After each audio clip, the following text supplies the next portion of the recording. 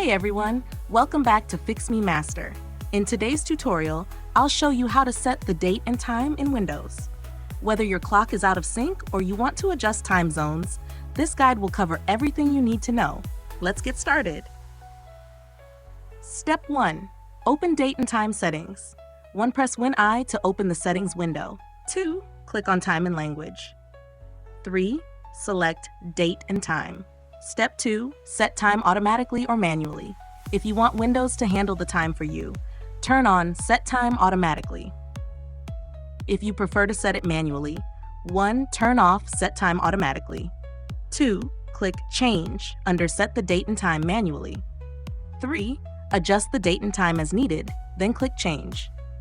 Step 3. Adjust the time zone. 1. Scroll down to Time Zone. 2. Click the drop-down menu and select your correct time zone. 3. If you travel often, enable Set Time Zone Automatically. Step 4. Synchronize time, fix time issues.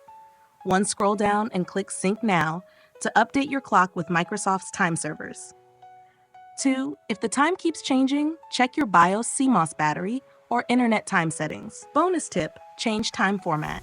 If you want 24-hour or 12-hour format, go to 1. Settings, Time and Language, Language and Region.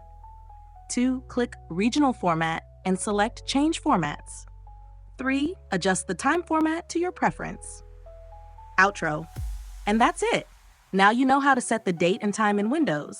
If this guide helped, smash the like button, subscribe to Fix Me Master, and drop a comment if you have any questions.